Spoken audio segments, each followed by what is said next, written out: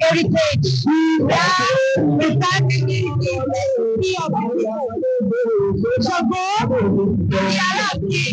Aláàfin Ṣàngó, take culture, the identity of the Lord Ṣàngó, and they are celebrating and preserving the heritage of Ṣàngó. That's what they are doing. And for the leaders by UNESCO, they are all past. We should be proud of the culture and to preserve it, especially the mother tongue, the Yoruba language. We should preserve it and to be proud of it.